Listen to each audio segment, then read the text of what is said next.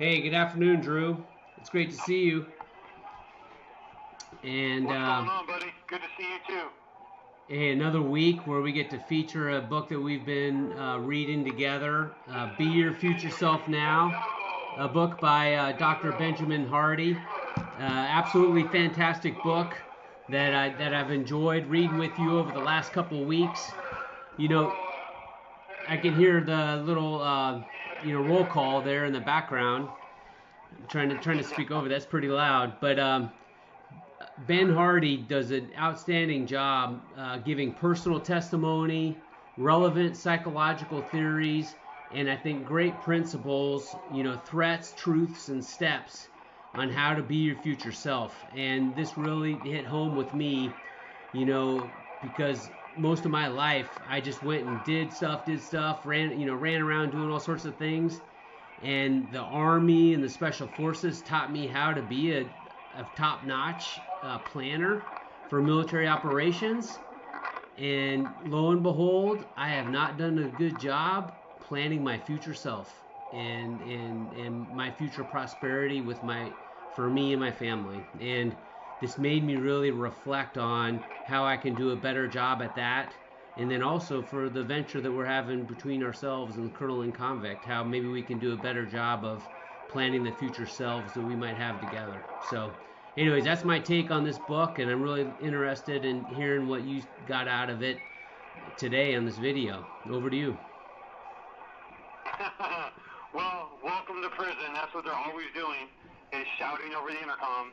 And I can tell you that my future self hopefully is living somewhere where there is no intercom shouting at me a thousand random names. Now, they were calling everybody to visitation, and that's what it is. So prison is always loud and noisy and intrusive, and that's how they encourage you to want to be your future self. Um, Man, this book blew me away. I love it. This guy, Ben Hardy, I'm really digging him, man. I really hope to talk to this guy one day and learn some things from him. This book really challenged me. Be your future self. I can't tell you how many 40-year-olds are still watching MTV around here right now, and sometimes I'm one of them. But yeah, you can get stuck in habits that just keep you as your current self. You're going to be your future self, but what version of that is determined by, the goals you set and the boundaries you put around those goals to get you there. Amazing book. Every now and then you get a book where the minute you open it, a couple pages in it, man, it was God's plan for me to read this book. And here I am, finishing the end of a 27-year sentence, and I'm getting ready to step into this next half of my life. And I would walk the yard with guys, and I was just coming back from the gym with Owen the other day, and I said, this next half is going to be the best half. I said, no, wait a minute. This next half has got to be the best half, because there's no other halves after that, unless I plan to live to like 150. But I'm not planning that right now. So this book was really good. He starts off. He kind of builds this book into two halves: 7 threats and 7 truths. And so I don't know how you want to start analyzing this book. I'm gonna kick it back to you. But he talked about these threats, and it kind of tied into some stuff that we read about Viktor Frankl in Man's Search for Meaning a while back. And then we get to these 7 truths, which I really feel like open the door for dreams and who you want to become. Go ahead. I dropped my pencil. Hang on. Hey, thanks, Drew. All right, I'm Yeah, back. yeah, there were a couple things that really hit home. The biggest thing for me was, no kidding, writing out goals that have metrics and then start working and measuring yourself towards those goals.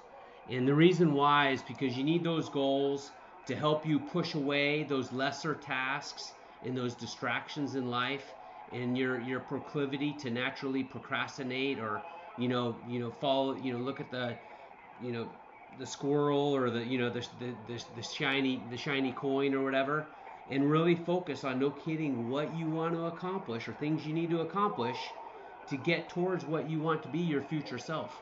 I know in the previous books we talked about having the ideal, and that the ideal is good to give yourself direction and motivation to shoot towards. But sometimes you can be too carried away with the ideal, and it's truly a horizon that is you. Even though you advance a lot, pretty fast and go over a long distance, you'll never get there. Because it keeps on. You're always going to be a little imperfect and whatnot. But I think what this book did for me is it said, no, you need to establish some, no kidding, concrete goals that you can accomplish, for yourself and your life, that is en route to that ideal, that that it's not just getting to that objective and accomplishing it, and then da-da, I'm now going to be eternally happy. No, that's not how life works. It's the pursuit and what you become in the process of going for that goal.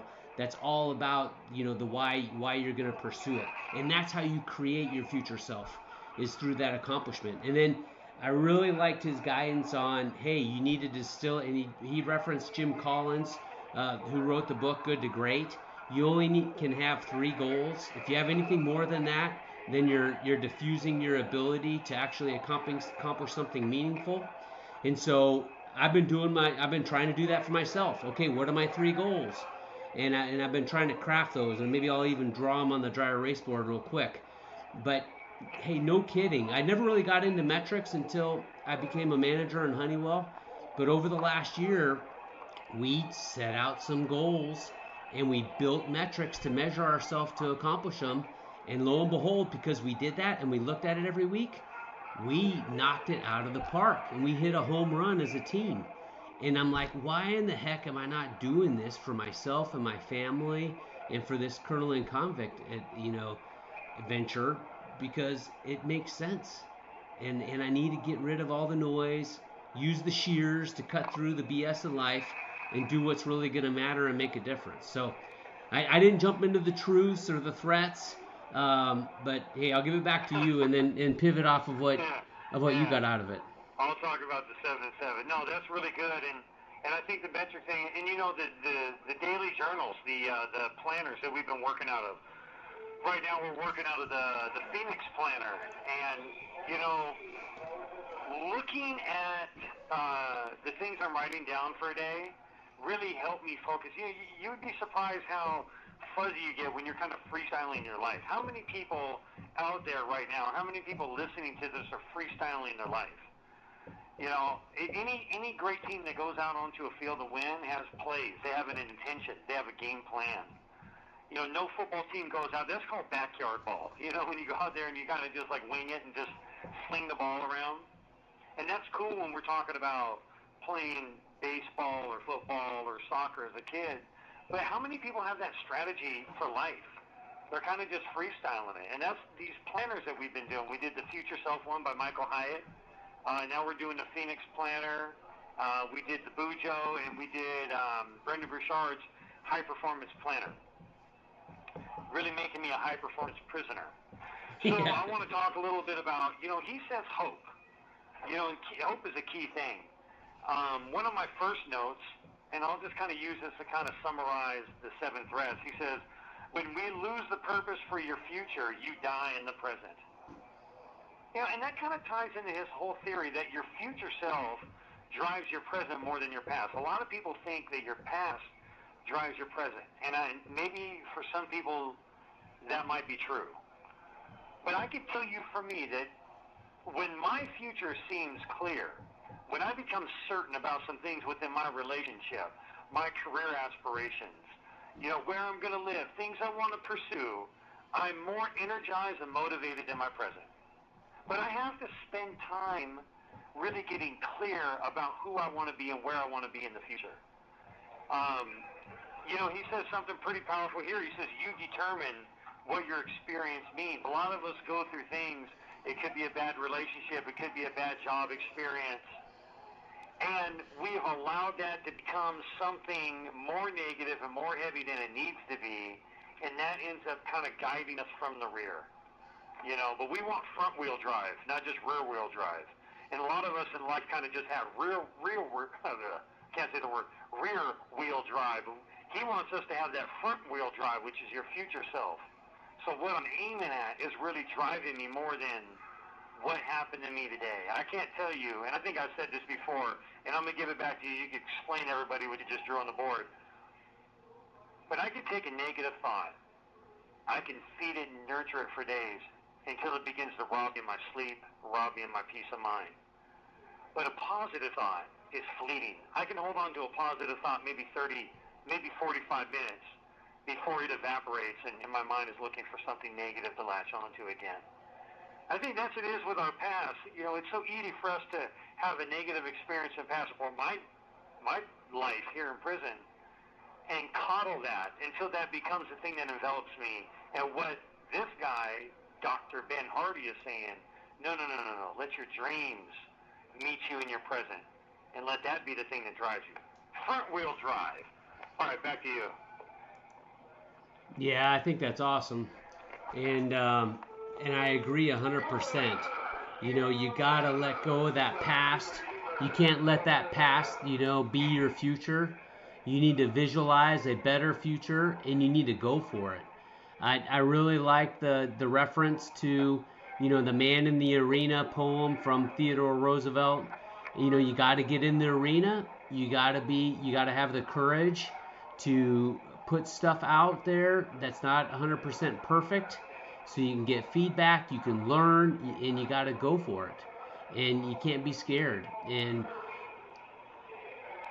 really have that focus for the future. And the other thing that I really gleaned was, and I picked this up listening to Jim Rohn this week too, is he said that for you to truly, grow into your, ideal future self, you have to spend more time on developing yourself than you do in your job. As you're developing yourself, it could enhance the work you're doing in your job, but you need to put more energy into developing yourself than actually doing the work. Otherwise, you're going to be stuck in that job, and that's where you're going to plateau, and you're not necessarily going to learn and grow out of it. Yeah, so I wrote down sort of three things, because he said, hey, you got to focus on those three goals, right? So mine is have a cohesive inner tribe, right? I have a pretty extensive, network of friends and family and whatnot, but I really want to focus on my inner tribe.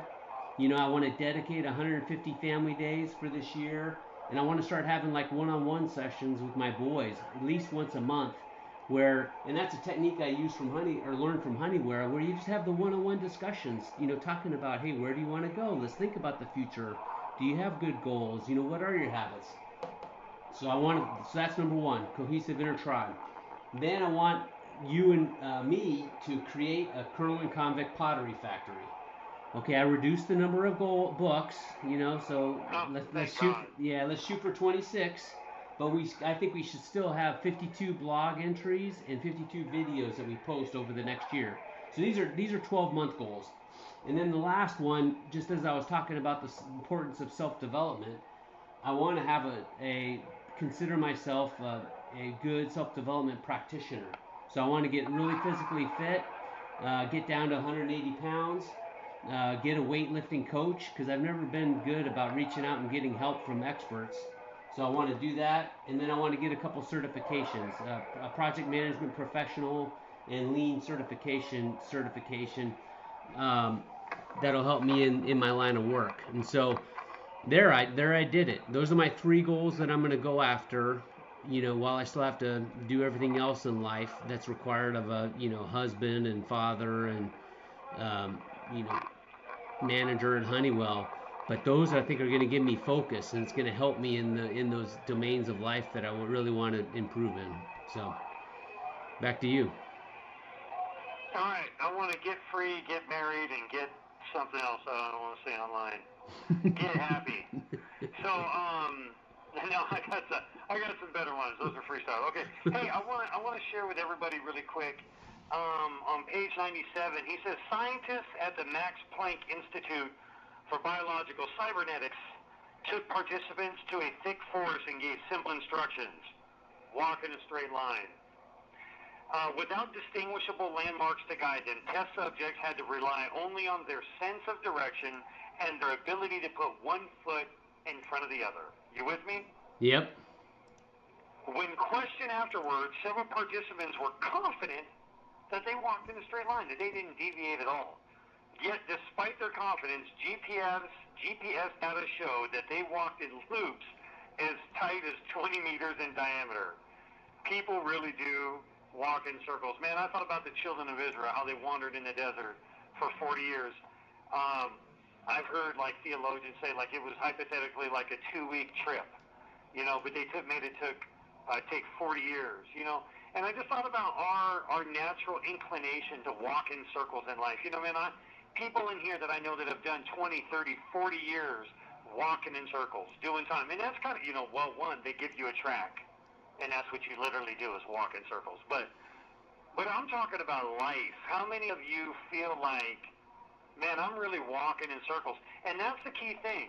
Without distinguishable landmarks. I think you did, when you went through special ops training, you did some stargazer course? Yep. Where you had to use like landmarks and the stars and stuff like that. But the whole point is that you have to have something you're aiming at. And I've had that in some areas of my life, and I haven't had it in other areas of my life. And with my physical fitness, I've always been able to chase down a goal. Like right now, I'm big into CrossFit, cross training. And I'm looking at the CrossFit. I'm studying material. I'm giving myself a landmark.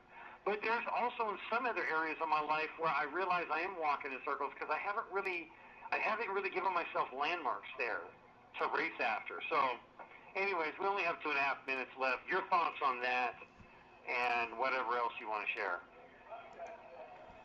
Yeah, I think that walking in circles and having a mark to shoot towards is really important. I think that life can be very ambiguous and uncertain, and it's vital for you to be able to step back, and that old saying of being able to see the forest through the trees, not being stuck into the trees and then getting lost and walking in circles. Hey, no kidding, zoom out, identify, use that compass or actually see some faraway landmarks and use that for your guidance to get through that forest. And one forest is like a small little challenge or obstacle that you got to work through in life, and your ability to navigate that is vital. And the way you do it is by writing down those goals, establishing the metrics, and going after it. And then pushing away all those lesser goals and really focusing on those things that'll step you up. But you know what, Eric? Here's the thing, man. People are afraid of being accountable. I know because I've been in my life. That's what people really fear with writing down goals and really getting clear and specific about who they want to be, where they want to go, and what they want to achieve. That's why we've created these gyms called the judgment-free zone. Not that I'm advocating for a judgment zone, but I'm saying that, people are afraid of being accountable. They don't want to write it down because it'll look them in the face. Yeah. And then they have to face that. And so, he says right here, he says you have to invest in loss. Investing in loss is the quickest way. So you have to be willing to lose in order to win. Hey, last minute, I want to thank everybody. The few people that tune in, for tuning in. Reach out to us. We encourage everybody to read this book, Be Your Future Self Now by Dr. Ben Hardy. And we want to know who's your future self. Hit us up at colonelandconvict at Gmail, I think. colonelandconvict.com is the address for the website. This is a fantastic book. It's motivated both of us. I think we're even gonna look at recording some what do you call them? Recordings into the future, like the 12-month note to a 12-month future self. Yeah, we're gonna do a time capsule. Time capsule probably tomorrow. We're gonna put all and we'll our crack deepest dreams and desires in a coffee jar buried in the ground. And we'll open it up next year. Love you too, Drew. I love you, cousin. Great to talk to you. All right, talk again soon next time. All right.